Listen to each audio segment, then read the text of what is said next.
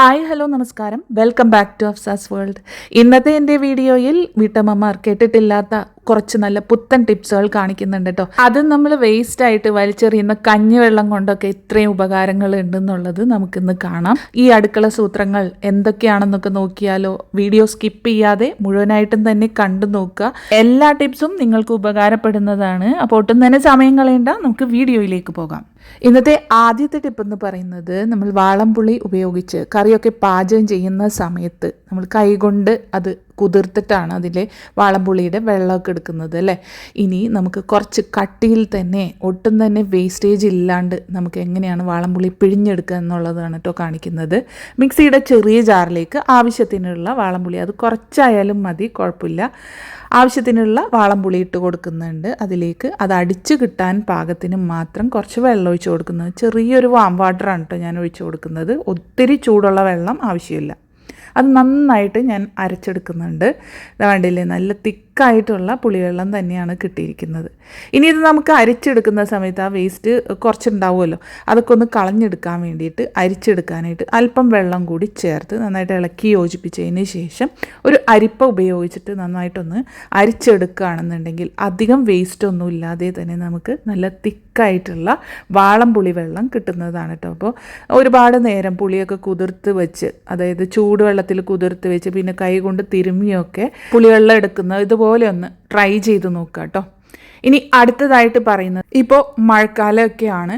അപ്പോൾ ആ സമയത്ത് നമ്മൾ കടകളിൽ നിന്നൊക്കെ വാങ്ങുന്ന ചെറുപയർ വർഗ്ഗങ്ങളൊക്കെ നമ്മൾ സൂക്ഷിച്ചു വെക്കുന്ന സമയത്ത് പൂത്തു പോകും, അതിൽ വണ്ട് വരും, പുഴുക്കളൊക്കെ വരാൻ ചാൻസ് ഉണ്ട്.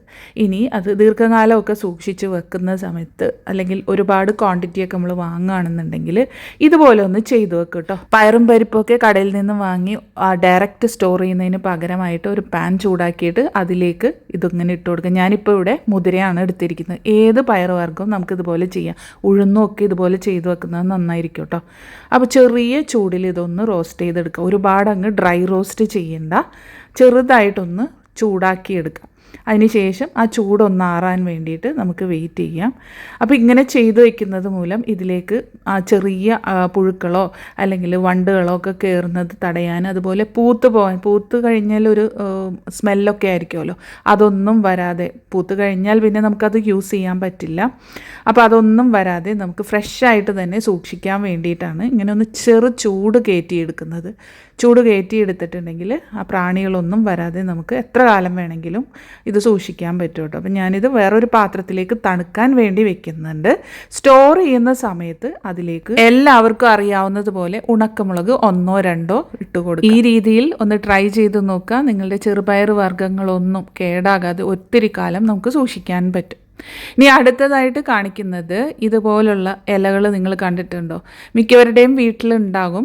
മലബാർ സ്പിനാച്ച് എന്നറിയപ്പെടുന്ന മലബാർ ചീരയാണ് ബസളച്ചീര, വള്ളിച്ചീര എന്നൊക്കെ അറിയപ്പെടും. ഇത് നന്നായിട്ട് പടർന്നു വരുന്ന ഒന്നാണ് കേട്ടോ. പ്രത്യേകിച്ച് ഇതിൻ്റെ വളങ്ങളൊന്നും ചെയ്തു കൊടുക്കേണ്ട ആവശ്യമില്ല. ഇതിൻ്റെ ആ ഒരു സ്റ്റെം ഉണ്ടല്ലോ, അതിപ്പോൾ സോഫ്റ്റ് ആയിട്ടുള്ള സ്റ്റെം ആയാലും നമ്മൾ കുഴിച്ചിട്ടിട്ടുണ്ടെങ്കിൽ നന്നായിട്ട് ഇത് വളർന്നു വരും. ഒത്തിരി പോഷക ഗുണങ്ങളും ധാരാളം ഫൈബറും ഒക്കെ അടങ്ങിയിട്ടുള്ള ഒരു ഇലയാണ്. അപ്പോൾ തണ്ട് കിളിർത്തതുണ്ടെങ്കിൽ അതും നമുക്ക് കറിക്ക് ഉപയോഗിക്കാം കേട്ടോ. അപ്പോൾ അതുകൊണ്ടുള്ള ഒരു റെസിപ്പിയാണ് ഞാൻ കാണിക്കുന്നത്. ആദ്യം തന്നെ കടലപ്പരിപ്പ് ഒരു 3/4 കപ്പ് ഞാൻ മഞ്ഞൾപ്പൊടിയും അല്പം വെളിച്ചെണ്ണയും ചേർത്ത് നന്നായിട്ട് വേവിച്ചെടുക്കുന്നുണ്ട്. അത് മാറ്റി വയ്ക്കാം. ഇല നന്നായി കഴുകി വൃത്തിയാക്കി ഒന്ന് അരിഞ്ഞെടുക്കുക, ചെറുതായിട്ട് അരിഞ്ഞെടുത്ത് നമുക്ക് മാറ്റി വയ്ക്കാം. ഇനിയൊരു പാൻ ചൂടാക്കി അതിലേക്ക് വെളിച്ചെണ്ണ ഒഴിച്ചു കൊടുക്കുന്നുണ്ട്. കടുക് പൊട്ടിച്ചതിന് ശേഷം 1 ടീസ്പൂൺ ജീരകം ചേർത്ത് കൊടുക്കുന്നുണ്ട്. അതിലേക്ക് വെളുത്തുള്ളി ചതച്ചത്, ഇഞ്ചി ചതച്ചത് ഇട്ടൊന്ന് വഴറ്റിയെടുക്കാം. അതിനുശേഷം അതിലേക്ക് 1 സവാള ചെറുതായിട്ട് അരിഞ്ഞത് ചേർത്ത് കൊടുക്കുന്നുണ്ട്.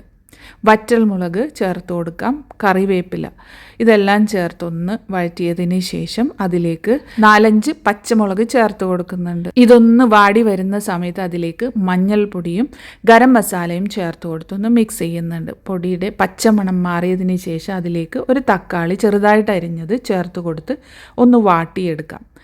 തക്കാളി ഒന്ന് വാടി വരുന്ന സമയത്ത് അതിലേക്ക് ചെറുതായിട്ട് അരിഞ്ഞ് വെച്ചിട്ടുള്ള ബസളച്ചീര അല്ലെങ്കിൽ മലബാർ ചീര ഉണ്ടല്ലോ, അത് ഞാൻ ഇട്ട് കൊടുക്കുന്നുണ്ട്. ഇനി ഇത് നന്നായിട്ടൊന്ന് ഇളക്കി യോജിപ്പിക്കാം.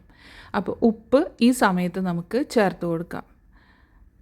ഇനി ഇത് ചെറു തീയിലൊന്ന് മൂടി വെച്ച് ആ ഒരു ചീര വെന്ത് വരാൻ വേണ്ടിയിട്ട് വെയിറ്റ് ചെയ്യാം. ചീര നല്ലൊരു വഴുവഴുപ്പുള്ള ചീരയാണ്. പെട്ടെന്ന് തന്നെ ചീര വെന്ത് വരും കേട്ടോ. ഈ സമയത്ത് നമ്മൾ നേരത്തെ വേവിച്ച് വെച്ച കടലപ്പരിപ്പുണ്ടല്ലോ, അതൊന്ന് ഉടച്ചു കൊടുത്തതിന് ശേഷം ഈ ഒരു ചീരയുടെ മിക്സിലേക്ക് ഒഴിച്ചു കൊടുക്കാം. ഇനി ഇത് നന്നായിട്ട് ഇളക്കി യോജിപ്പിച്ച് ഒന്ന് തിളച്ച് വരാൻ വേണ്ടിയിട്ട് വെയിറ്റ് ചെയ്യാം. ഇത്രയേ ഉള്ളൂ. അപ്പോൾ ആവശ്യത്തിന് ഉപ്പൊക്കെ ഈ സമയത്ത് ചെക്ക് ചെയ്തിട്ട് ചേർത്ത് കൊടുക്കാവുന്നതാണ്. നല്ലൊരു ഹെൽത്തി ആയിട്ടുള്ള മലബാർ സ്പിനാച്ച് കറിയാണ് കേട്ടോ ഞാനിവിടെ ഉണ്ടാക്കിയത്. ചോറിനൊക്കെ ഒഴിച്ച് കൂട്ടാൻ പറ്റിയ നല്ലൊരു കറി. ഇനി അവസാനമായിട്ട് ഒരു ടേബിൾ സ്പൂൺ നെയ്യ് കൂടി ഇതിലേക്ക് ചേർത്ത് കൊടുത്തിട്ടുണ്ടെങ്കിൽ കറി സെറ്റായിട്ടോ. അപ്പോൾ ഇതിൽ ചേർത്തിട്ടുള്ള ജീരകം, നെയ്യ് ഇതൊന്നും ഒഴിവാക്കരുത്. ഇതൊക്കെ അതിൻ്റെ ആ ഒരു സ്പെഷ്യൽ ടേസ്റ്റാണ്. ഇത്രയേ ഉള്ളൂ. അപ്പോൾ നമ്മുടെ കറിയൊക്കെ റെഡി ആയിട്ടുണ്ട്. ട്രൈ ചെയ്തോ നോക്കാനായിട്ട് മറക്കരുത് കേട്ടോ. അപ്പോൾ ചോറിൻ്റെ കൂടെ ഇത് മാത്രം മതി, എത്ര വേണേലും കഴിക്കാം. അതുപോലെ കുട്ടികൾക്കൊക്കെ ഒത്തിരി ഇഷ്ടപ്പെടുന്ന ഒരു റെസിപ്പിയാണ്. അപ്പോൾ ട്രൈ ആക്കിയിട്ട് ഫീഡ്ബാക്ക് പറയാൻ മറക്കരുത്. ഇനി അടുത്തതായിട്ട് പറയുന്ന ടിപ്പ്, ഞാനിവിടെ ഒരു മൺചട്ടി ചൂടാക്കാൻ വേണ്ടി വെച്ചിട്ടുണ്ട്. അതിലേക്ക് ഞാൻ ഒഴിച്ചു കൊടുക്കുന്നത് കഞ്ഞിവെള്ളമാണ് കേട്ടോ. ഇത് ഒഴിച്ചു കൊടുത്ത് നന്നായിട്ടൊന്ന് തിളപ്പിച്ചെടുക്കാം. അപ്പം ഇങ്ങനെ ചെയ്യുന്നത് മൂലം മൺചട്ടിയിൽ ഉണ്ടാകുന്ന ഒരു മൺചുവയുണ്ടല്ലോ, മണ്ണിൻ്റെ മണവും മൺചുവയൊക്കെ ചില ചട്ടികൾക്ക് എത്ര മയക്കിയെടുത്താലും അതിൻ്റെ ആ ഒരു മൺചുവയൊന്നും മാറില്ല. അപ്പോൾ ഇതുപോലെ ഇടയ്ക്കൊക്കെ ചെയ്തു കൊടുക്കുകയാണെന്നുണ്ടെങ്കിൽ ആ മൺചട്ടി ഒന്നുകൂടി ഒന്ന് മയങ്ങി കിട്ടുകയും ചെയ്യും. ആ മൺചുവ നമ്മൾ കറിയൊക്കെ വെക്കുമ്പോൾ ഉണ്ടാകുന്ന ആ മൺചുവ മാറിക്കിട്ടും കേട്ടോ. നന്നായിട്ട് കഞ്ഞിവെള്ളം വെട്ടി തിളപ്പിച്ചിട്ടുണ്ട്. കഞ്ഞിവെള്ളം ഏത് വേണമെങ്കിൽ തിക്കായിട്ടുള്ള കഞ്ഞിവെള്ളമോ അല്ലെങ്കിൽ ഇപ്പോൾ തിളപ്പിച്ചെടുത്ത ചോറ് തിളപ്പിച്ചെടുത്ത വെള്ളമായാലും മതിയാകും കേട്ടോ. അപ്പോൾ ഇതുപോലെ ചട്ടികളുണ്ടെന്നുണ്ടെങ്കിൽ ഇടയ്ക്കൊക്കെ ഒന്ന് ട്രൈ ചെയ്ത് നോക്കുക കേട്ടോ. ഇനി അടുത്തതായിട്ട് കാണിക്കുന്നത്, ഞാനൊരു പാത്രത്തിലേക്ക് കഞ്ഞിവെള്ളം തന്നെ എടുത്തിട്ടുണ്ട് കേട്ടോ. ഇനി അതിലേക്ക് ഞാൻ ചേർത്ത് കൊടുക്കുന്നത് നാടൻ കാപ്പിപ്പൊടിയാണ്. അതായത് തരിതരിപ്പോടുകൂടി നമ്മുടെ നാട്ടിലൊക്കെ കിട്ടുന്ന പൊടിച്ചെടുക്കുന്ന കാപ്പിയുടെ പൊടി, അതാണ് ഞാൻ ഈ കഞ്ഞിവെള്ളത്തിലേക്ക് ചേർത്ത് കൊടുക്കുന്നത്. നന്നായിട്ട് ഇതൊന്ന് ഇളക്കി യോജിപ്പിക്കുക. ഇതെന്തിനാണെന്നോ, നമ്മുടെ മുഖത്തൊക്കെ ഉണ്ടാകുന്ന കരിവാളിപ്പൊക്കെ മാറാൻ വേണ്ടിയിട്ട് ഇതുപോലെ കഞ്ഞിവെള്ളത്തിൽ കാപ്പിപ്പൊടി മിക്സ് ചെയ്തിട്ട് തേച്ച് കൊടുക്കുന്നത് നല്ലതാണ്.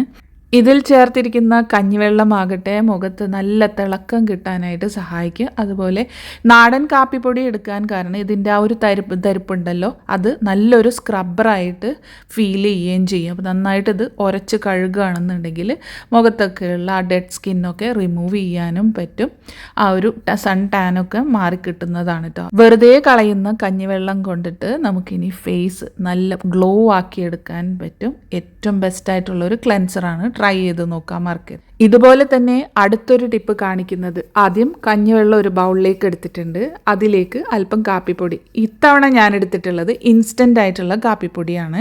അപ്പോൾ അത് ഞാൻ ഒരു ടേബിൾ സ്പൂൺ കഞ്ഞിവെള്ളത്തിലേക്ക് ഇട്ട് കൊടുക്കുന്നുണ്ട്. നമുക്ക് ആവശ്യത്തിനനുസരിച്ചിട്ടുള്ള കഞ്ഞിവെള്ളം എടുക്കാം, അതിനനുസരിച്ചിട്ടുള്ള കാപ്പിപ്പൊടിയും ചേർത്ത് കൊടുക്കാം.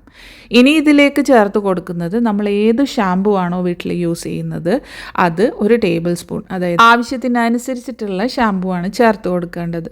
അപ്പോൾ നീളമുള്ള മുടിയൊക്കെ ആണെന്നുണ്ടെങ്കിൽ ഒത്തിരി ക്വാണ്ടിറ്റിയിൽ എടുക്കുക കേട്ടോ. കഞ്ഞിവെള്ളം ആയാലും ഇതിൽ ചേർത്തിരിക്കുന്ന ബാക്കി ഇൻഗ്രീഡിയൻസ് ആയാലും. അപ്പോൾ ഞാനിത് അല്പം ക്വാണ്ടിറ്റിയിലാണ് എടുത്തിട്ടുള്ളത്. ഈ മൂന്നും കൂടി നന്നായിട്ടൊന്ന് മിക്സ് ചെയ്ത് കൊടുക്കാം. ഇത് മുടിയിൽ പുരട്ടുകയാണെന്നുണ്ടെങ്കിൽ മുടി നല്ല കരുത്തോടെ കറുത്ത നല്ല ഉള്ളോട് കൂടിയിട്ടുള്ള മുടി തന്നെ നമുക്ക് ലഭിക്കും. ഒട്ടും തന്നെ കെമിക്കലൊന്നും ഇല്ലാതെ വീട്ടിലുള്ള നാച്ചുറൽ ആയിട്ടുള്ള ഇൻഗ്രീഡിയൻസ് കൊണ്ട് അധികം പൈസയൊന്നും ചിലവില്ലാതെ വീട്ടിൽ ഉണ്ടാക്കിയെടുക്കാൻ പറ്റിയ സിമ്പിളായിട്ടുള്ള ഹെയർ ടോണിക്കാണ് ഞാൻ കാണിച്ചിട്ടുള്ളത്. തലയോട്ടി മുതൽ മുടിയുടെ ടിപ്പ് വരെ നമുക്കിത് പുരട്ടി കൊടുക്കാവുന്നതാണ്. നല്ല റിസൾട്ട് തന്നെ കിട്ടും കേട്ടോ.